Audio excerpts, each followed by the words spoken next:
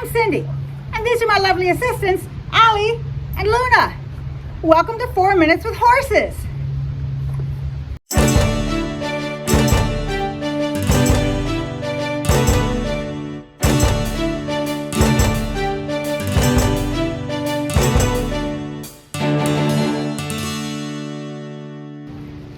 Today, we're going to learn some useful hacks for horse owners.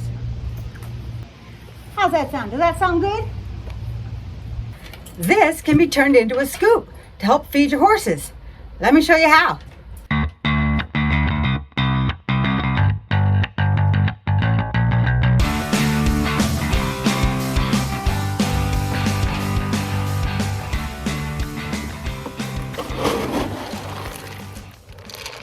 This is something a lot of people don't know. Riding helmets actually have an expiration date. They're good for about 5 years because after that the plastic and the protective elements start to deteriorate and they're not as good. So you're going to check inside.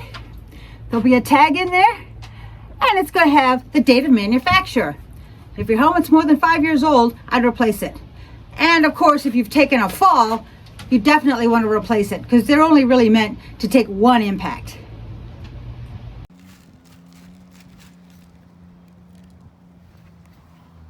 Yeah, nice try, Luna. Tack boxes and grooming caddies, they look great, they're well organized, but they cost money. So I got this. It's a reusable shopping bag that I got at my grocery store for $1, and it fits all my grooming supplies. If your horse won't pick his feet up for you, find the chestnut on his leg and twist it. He'll pick it up. This tuna can improvise as a bridle hook.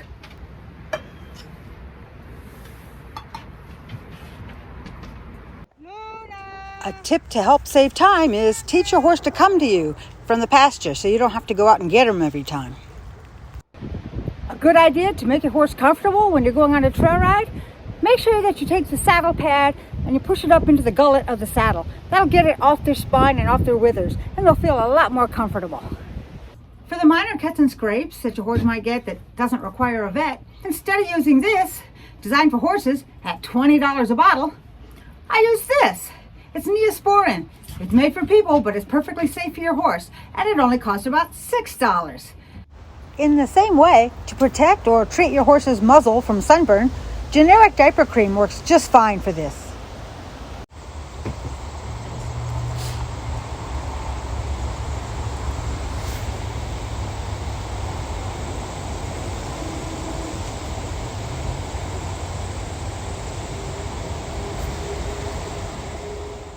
If you suspect an abscess is the reason for your horse's lameness, a good way to check for this before you call out the vet is to tap the foot with a hoof pick. If they react to it, it's probably an abscess.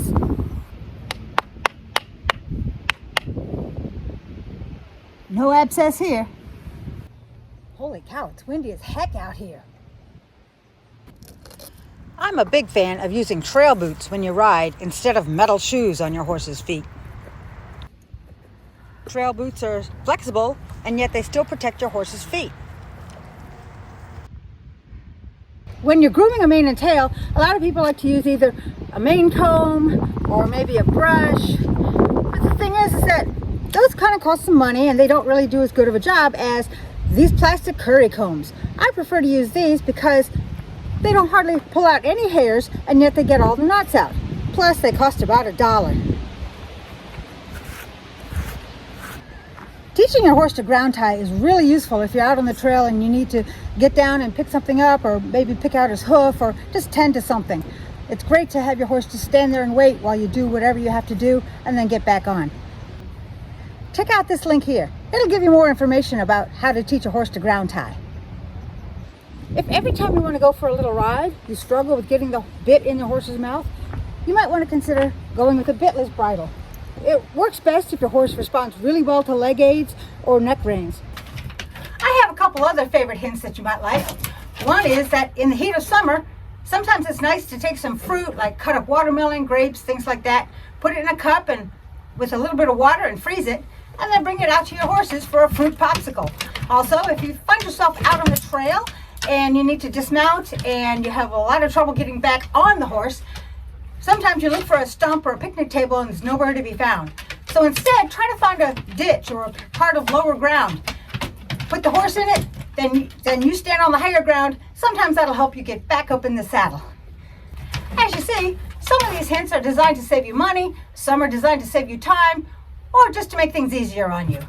Did you think these hacks were useful? Do you have any others that you'd like to share with other horse people? If you do, leave a mention of it in the comments section. Did you like this video? If you did, hit that like button. If you didn't, hit the subscribe button. Maybe you'll like the next video I post. In the meantime, go out, be with your horses, and God bless.